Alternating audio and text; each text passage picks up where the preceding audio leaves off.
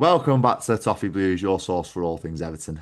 I'm Ollie Hayes, and today I'm bringing the Everton news 24/7 for Thursday, the 8th of May. So let's get straight into it and look at this for a headline, Blues. This comes from Rob Dorsett of Sky Sports News, and he's reported that Everton are interested in re-signing RICHARLISON this summer from Spurs. So, yep, this one broke this afternoon on Sky Sports News. There's kind of been some rumblings in midweek that this one could be a potential deal this summer. But the deal, as reported by Sky, this could be a loan with an obligation to buy this summer. But before I give you my opinion on it, we asked you over on a poll on X on of around 1,200 votes. An astounding 70% were in favour, 13% were unsure, and only 14% were against. Now, to be honest with you, I think I understand where the 14% are coming from. I think it is a big risk signing a player with his injury record since he has left Everton. Obviously, 4 seasons at Everton, scoring, I think it was 53 goals in 152 games. So very good numbers for an Everton striker, but for me, I'm firmly in the 70% category here with the in favour bunch. Listen, it's just romantic. Richarlison coming back to Everton. We've seen it so many times where players have left in kind of circumstances where they don't want to. I think of maybe like Stephen Pienaar when he left going to Spurs. It's a kind of similar situation.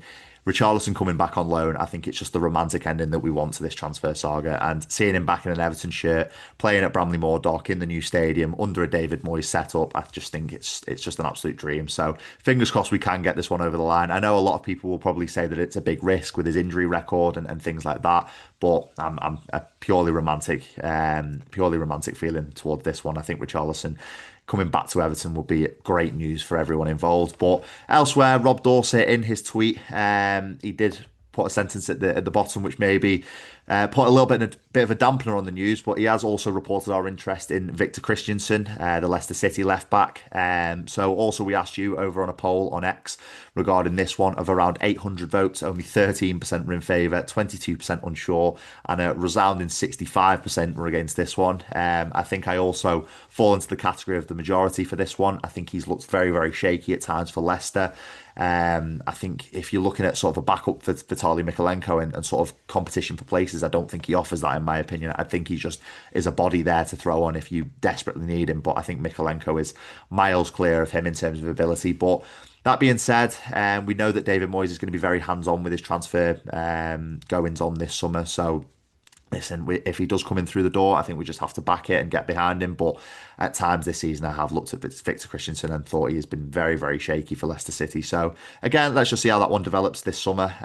But obviously, Rob Dorsett of Sky Sports News has reported our initial interest in the left back. But elsewhere, Joe Thomas of the Echo, he's done a various report today on various interests of Everton. The first one is Liam Delap. That's the name that keeps cropping up. Being linked with Everton, although there is a lot of teams interested in his service, has reported Joe Thomas. This one again, I keep saying it keeps cropping up. It's one that's definitely interesting. I think he's a player that definitely should be on our radar, and I think he's, in terms of his own personal path, I think he can do a lot worse than Everton. He's going to play week in, week out. He's going to score a lot of goals. He's shown that he can score goals in the Premier League. So again, I'd like to see Liam Delap in an Everton shirt and coming to the club this summer. I think David Moyes is a big admirer of him. So there's every chance that this one gets done, but obviously, as reported by Joe Thomas, there is a lot of interest in his services, and teams that are fighting further up the league are also interested in him as well. But maybe we can throw our hat in the ring, and hopefully Liam Delap will see the light and come to Everton and be playing at Bramley Moore Dock next season. But elsewhere in Joe Thomas's report, he's also reported our interest in Sean Longstaff of Newcastle, with various other reports suggesting that Manchester United and Leeds United are also interested in him. I've said it time and time again with Sean Longstaff. I think he is a decent player. I think he's a very good Premier League standard player.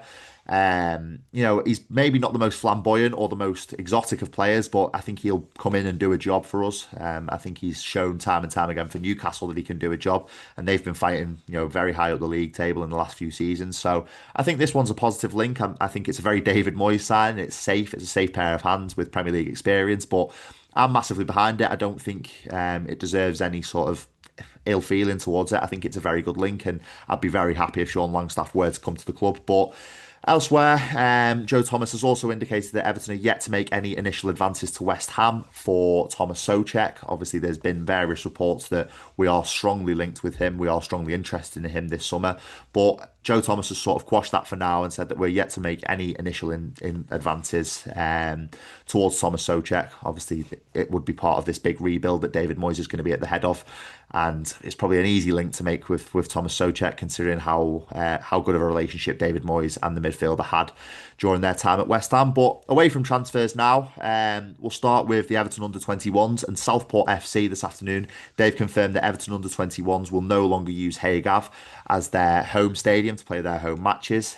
This one, I think, probably comes in the wake of the news this week surrounding Goodison Park and Walton Hall Park, whether the Everton under-21s will be moved to Walton Hall Park as their sort of home play, their place to play home fixtures, or will they sort of be looking at this new look Goodison Park, which might be given to the women's team? Again, it remains to be seen, but I do think a move away from Haygav and sort of having Everton under-21s in a closer stadium is obviously beneficial for the staff at the club, because they can probably keep a better eye on the players that are playing in the under-21s. So I think it's positive, and it's obviously about time that we started using the youth teams, just also for sort of gate receipts as well. If any fans want to go and watch the under-21s, I think if they are going to Walton Hall Park or a new look Goodison Park that the women's team might be using, I think it's all positive for PSR and bringing money back into the club, rather than using money that we're making to pay Southport to use that for their services. So I think it's definitely positive, but obviously we have to just wait and see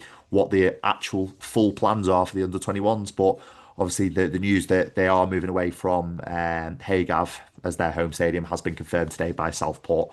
And then finally, the plans for the final game at Goodison Park against Southampton next weekend, they have finally been revealed by the club. There's a few things going on after the game. There's going to be an end of era service, which is what they're labeling it as, and it's an end of an era ceremony after the final whistle, lasting around an hour, and fans are going to be able to consume food, drink, and including alcoholic drinks at their seats in the actual stadium bowl until 2:45 p.m. I'm seeing a little bit of mixed reaction to this one on Twitter and various other social medias. I think a lot of people would have wanted it to go on a little bit longer than 2:45, but I think we just have to trust what the club have got planned, and hopefully it's going to be a very, very good, a very fitting last day at Goodison Park, and saying goodbye to the grand old lady as we move for Bramley Moor. But as I said before, we just have to trust the club and make sure that they've got something planned, which is, it's going to be an emotional day for all. I'm kind of looking forward to it, kind of not looking forward to it. But as I said before, the club have kind of revealed a few details now of what's going to be going on after the game with this end of an era ceremony. But that is it for today's news for Thursday, the 8th of May. Let me know your thoughts on obviously the big headline surrounding RICHARLISON and his potential return from Tottenham Hotspur. But also let me know your thoughts on the various other incomings that have been reported and the various other links and interests that have been reported. But that is all from me today. Make sure you like, comment, and subscribe, and I'll speak to you soon.